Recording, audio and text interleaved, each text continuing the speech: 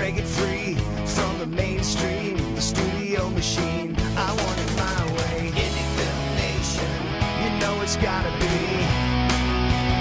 Indie Film Nation. Bruce Humble, Indie Film Nation. We're here with Ondi Timoner, and we're talking about what she's been doing with her film, We Live in Public. Can you give me a brief synopsis of the film, and then tell me how you're working with the distribution of this film?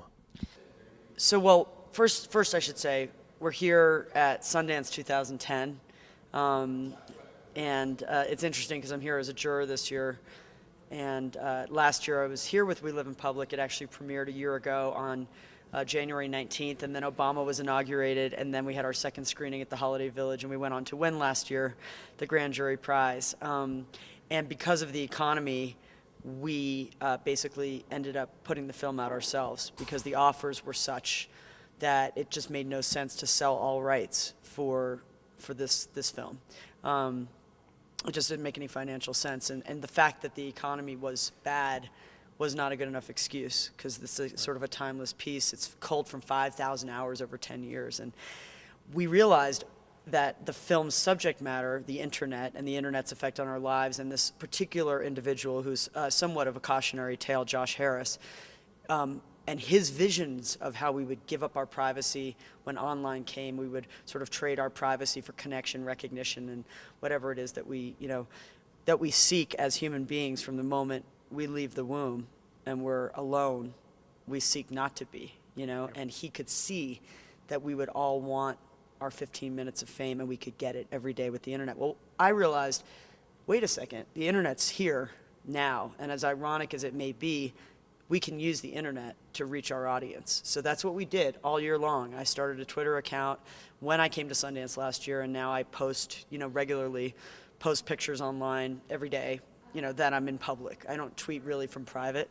I have a private life, and it's interesting because I've shown the movie all around the world at this point, and we had conversations, physical conversations in the physical world, and everyone talks about, how the virtual world is taking over their lives, or how they feel this urge to tweet right after the movie about how great the movie is, or whatever the irony is. Well, that's the thing, is that because of the internet, we were able to put this movie out. And so through Twitter, through blog posting, through live webcasts, we've done it, and we've thrown wonderful virtual parties. And now here we are a year later, and we've just partnered with Gravitas, who have an output deal with Warner Brothers, to do video on demand in 85 million households starting March 1st. And also across all digital platforms, iTunes, what have you, through Warner Brothers distribution. And then with Indie Picks for the DVD, which will drop on March 2nd. To celebrate that and sort of come full circle, my brainchild here was that I wanted to have the entire nation and world, if possible, engage in a conversation. I don't mean like every human, but everybody interested in this subject matter, or who is clued into We Live in Public, themovie.com, or our hashtag WLIP. I mean, it's sort of spread in a very organic and virtual way. So what we're doing is we're organizing simultaneous screenings in sort of semi-theatrical or theatrical settings that have a web component, that have the ability to be online. So in Los Angeles, it'll be at 6 p.m. In Vancouver at 6 p.m. In Denver at 7 p.m. At Chicago, it'll start at 8 p.m. And in New York, it'll be at 9 p.m. And the movie will play on March 1st for those audiences. And online, there will be all these highlights and clips that you haven't seen from the movie and from extras during that hour and a half. And when the movie ends simultaneously, and the UK is also releasing that day. So I don't know what time it'll be for them, early morning, but I'm sure some diehards will be tuning in.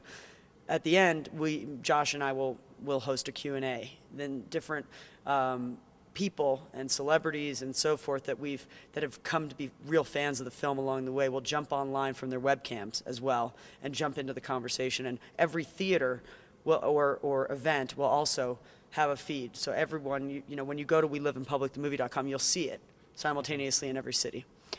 Do you expect people to be twittering during the film? They'll tweet through the film, they'll tweet through the Q&A, the back channel will run, we'll answer questions from all over the world, and we'll have a 24-hour party full on with pods, etc. in Chicago.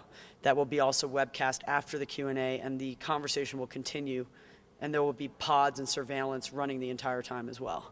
So how'd you come up with this concept, and who's your team, or how'd you develop this team? The team is completely like, a volunteer militia. I mean, it's just, Nate De Niro, our incredible webmaster, Merritt Lear, our associate producer, Paul Makumbe, who came on as an investor and a partner, Vladimir Radovanov, one of our executive producers, Indy Pix, who jumped on and are really enthusiastic about the film, Gravitas, so we've got, various people, Bob Alexander, Nolan Gallagher, Jason Tyrell, these are new partners of ours, as well as across the country, Futuristic Films in Denver, in Chicago, Sean McHugh, our executive producer, AAA will be the spot in Chicago.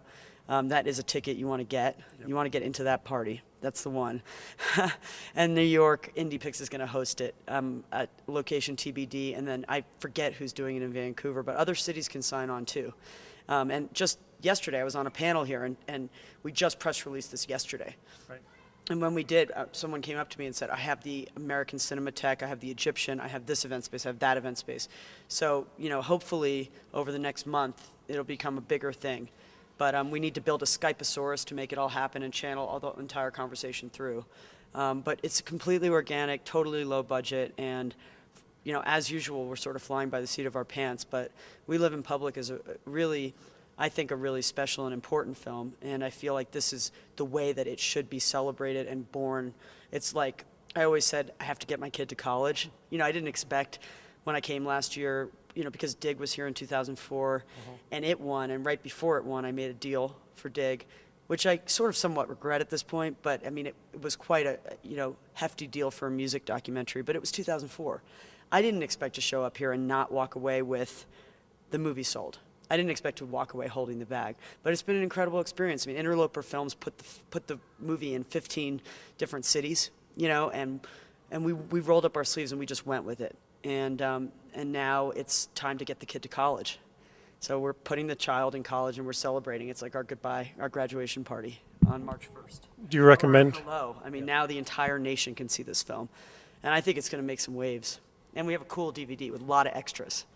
That's why I love the extras. This is the stuff you don't get to see in this. I know you had 5,000 hours. What we have, if you want. Sure. What would you have? And then I've got to run because I have another movie to see for the jury. So We'll try to hook up in Chicago then. yeah, definitely. You can cover it. So guns, an extra about guns in the bunker. That's a whole subject in itself. An extra about the pods and how they were built. A piece about me, about like my film history, and a piece, this is pretty amazing, with Josh watching for the first time, because he did not watch the film for a really, really, really long time. He would go to Q&As, but he would never watch. And now he finally sat down and watched the film. And we filmed it, and it's pretty awesome. Do you recommend this for any other filmmaker, this strategy? I think it's inevitable. It's an evolutionary process we can't deny. We are no longer just artists. We have to be business people too. You have to be responsible for making sure you find an audience these days. It's not as simple as just handing it over to a buyer, And you know what? They didn't do such a great job anyway, most of the time. Most filmmakers are not happy with their distribution deals.